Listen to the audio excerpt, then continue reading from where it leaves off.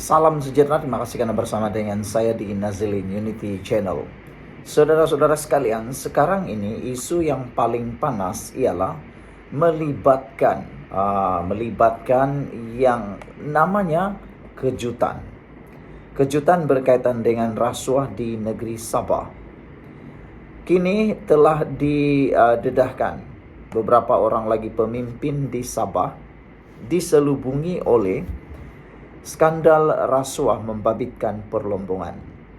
Apa sebenarnya yang sedang berlaku? Itu yang coba kita nak huraikan atau nak kita ulas pada hari ini.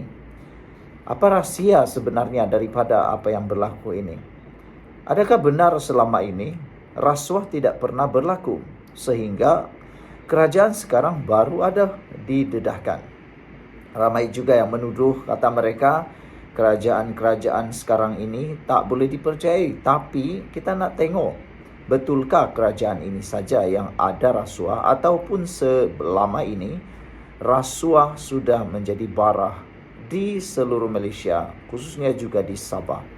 Sebelum kita teruskan ulasan ini, jangan lupa, jika anda sayang Sabah, sayang Malaysia, sila tinggalkan komen anda dengan tanda pagar "Kami Sayang Malaysia". Saya juga ingin perkenalkan kepada anda semua, ini Transfer Factor for Life. Ini terapi imun yang menguatkan daya imun badan kita sehingga 400% dan menjadikan imun badan kita bijaksana. Secara umumnya, kita kena penyakit kerana imun badan kita yang lemah. Secara umumnya, kita tak dapat sembuh daripada penyakit kita kerana imun badan kita yang bodoh. Jadi untuk kita sembuh dan kuat melawan penyakit, kita perlu mempunyai imun badan yang kuat. Dengan peningkatan daya imun badan sehingga 400%, kita kuat melawan penyakit.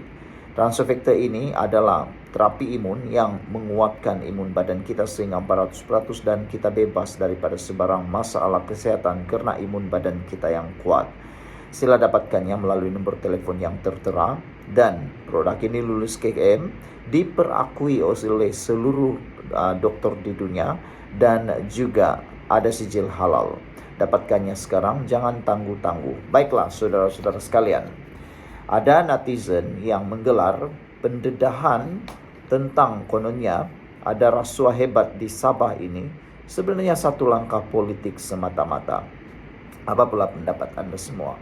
Kenapa baru sekarang isu tentang terlibatnya pemimpin-pemimpin besar kononnya terlibat rasuah tiba-tiba timbul menghampiri PRN Sabah?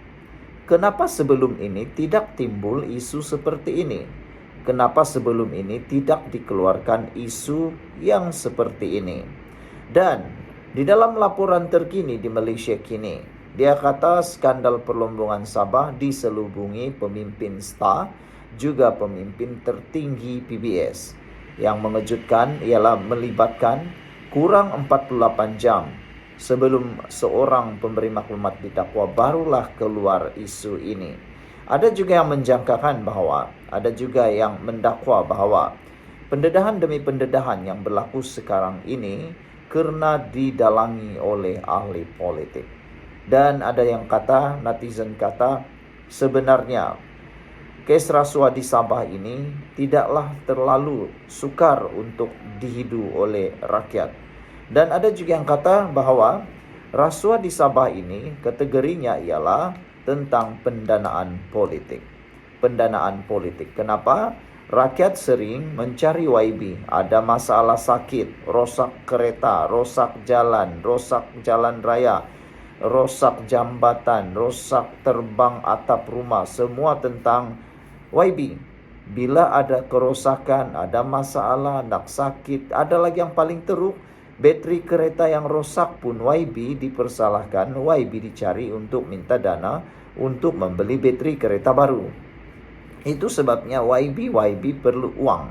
Mereka perlu uang dan akhirnya apalagi mintalah dana politik, kata mereka. Jadi adakah pendedahan yang terbaru ini sebenarnya pendanaan politik semata-mata ataukah memang rasuah? Sebab itulah masalahnya. Perlu ada akta pendanaan politik supaya mana-mana yang menderma dari segi politik tidak menyalahgunakan untuk rasuah pula.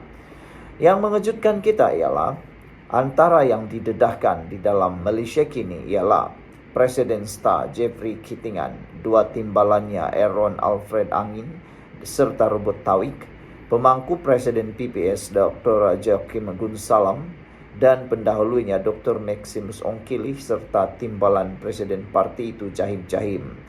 Saudara, yang lebih mengejutkan kita ialah apa yang terjadi dalam video ini. Rakaman ini dikatakan sebenarnya bukanlah berlaku dalam masa terkini, tetapi telah berlaku bertahun-tahun yang lepas. Ianya adalah rakaman atau tangkap layar yang dipaparkan di Malaysia kini. Ianya bertarikh 2024.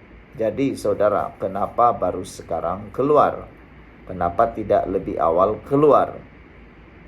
Dan kenapa dikeluarkan? Itulah yang menjadi persoalan kita.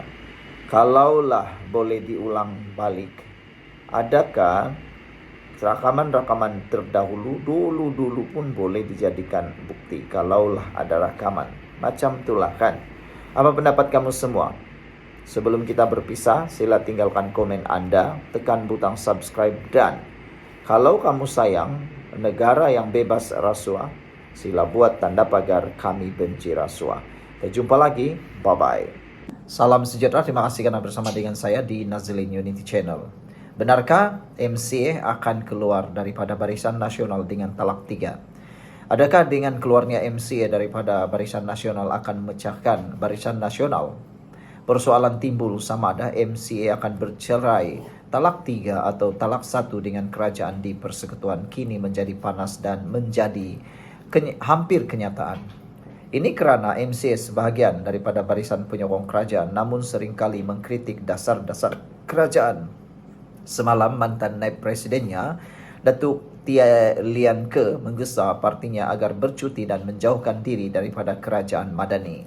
Sebenarnya kata netizen, MCA bukanlah tidak suka sangat dengan dasar-dasar kerajaan, tapi mereka tak dapat searah selari dengan DAP. Ialah MCA dan DAP hampir wajahnya. Lebih banyak mewakili dan lebih banyak ahlinya datang daripada berbangsa Cina. Bagaimana MCA boleh bersaing dengan DAP sekiranya mereka terus bersama dengan kerajaan? Itulah yang sebenarnya yang ditakuti oleh MCA. Bagaimana mereka nak bertanding pilihan raya nanti kalau mereka tetap bersama dengan DAP? Kerusi yang ditawarkan silap sikit adalah kerusi yang tak selamat. Takut kalah, macam itulah. Bukan kerana dasar kerajaan jahat, bukan kerana dasar kerajaan tak baik, tapi mungkin kerana mereka takut tiada peluang dalam pilihan raya akan datang. Itu sebabnya menurut netizen, MCA ni lebih baik bagus juga keluar daripada kerajaan Madani. Bikin susah saja kata mereka balik-balik mengkritik dasar kerajaan, tapi dalam satu gelanggang yang sama. Jadi lebih kurang tikam-tikam kawan lah, macam tu kan. Apa pula pendapat anda semua? Kalau anda setuju MCA keluar daripada kerajaan, tolong tulis dalam ruangan pagar, kami suka kestabilan negara. Baiklah, sebelum itu saya nak kongsi dengan anda semua, ini Transfer Factor for Life. Ini ialah terapi imun yang meningkatkan daya imun badan kita sehingga 400%. Secara umumnya, ramai orang yang kena sakit, ramai orang yang berpenyakit, ramai orang yang tak sembuh-sembuh daripada penyakit kerana kurangnya daya imun, lemahnya daya imun, dan imun badan menjadi bodoh. Imun badan yang menjadi bodoh menyerang diri kita sendiri, menyerang tubuh badan kita sendiri. Tapi dengan peningkatan daya imun badan melalui penggunaan Transfer Factor for Life, terapi imun ini, badan kita menjadi kuat dan dapat mempertahankan diri juga melawan penyakit dari dalam tubuh badan kita. Transfer Factor ini halal, Transfer Factor ini lulus KKM, dan Transfer Factor ini diiktiraf dan diperakui oleh seluruh doktor di seluruh dunia. Cepat dapatkan produk ini sebelum anda terlambat. Ingat, masa tidak pernah menunggu anda. Penyakit itu kejam bila anda biarkannya. Transfer Factor ini pencegah penyakit dan juga merawat penyakit melalui peningkatan daya imun badan kita. Cepat dapatkannya melalui nombor telefon yang tertera. Jangan tangguh-tangguh, kerana anda tangguh, anda rugi.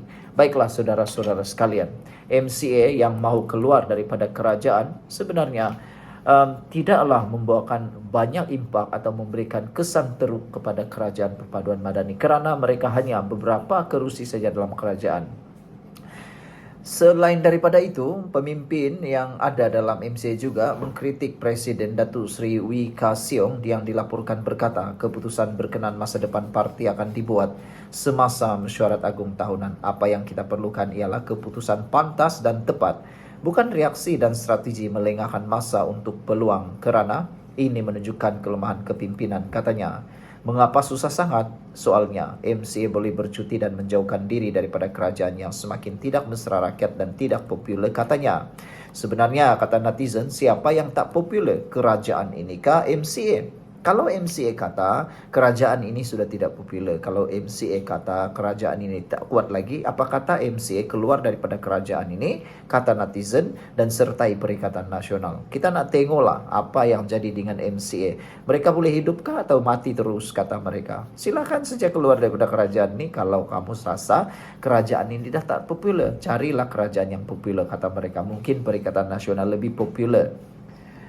Kalau Barisan Nasional keluar daripada kerajaan perpaduan pula, ramai yang akan menganggap Barisan Nasional juga sukar untuk bangkit. Sekarang ini pemulihan Barisan Nasional. Jadi, kalau MCA sekadar nak provokasi kerajaan ini supaya diberikan perhatian dan tidak dibiarkan, itu adalah langkah yang salah. Bagi kerajaan ini, atau bagi mungkin para pendapat penganalisis politik, tindakan MCA memprovokasi kerajaan ini tidak akan berhasil kerana mereka hanya mempunyai 1 kerusi atau 2 kerusi parlimen sahaja. Apalah yang mereka boleh buat. Dan kalau mereka kata kerajaan ini tak popular dan tak lagi diminati rakyat, apakah kerajaan yang diminati rakyat? Barisan Nasional atau Perikatan Nasional? Hampir sama saja ceritanya.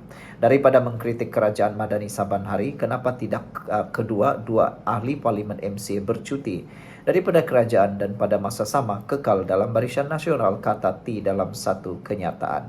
MCA sekarang mempunyai 2 orang ahli parlimen, Datuk Seri Insinyur Wee Ka Siong mewakili Air Hitam, manakala Datuk Seri Dr. Wee Jack Seng mewakili Tanjung Piai. Tak tahulah kalau dorang mereka keluar apa jadi dengan MCA. Anda tekalah sendiri. Baik, sebelum kita berpisah, jangan lupa kalau anda suka dengan isu ini, sila berikan tanda pagar. Kami suka kestabilan. Kita jumpa lagi. Bye-bye.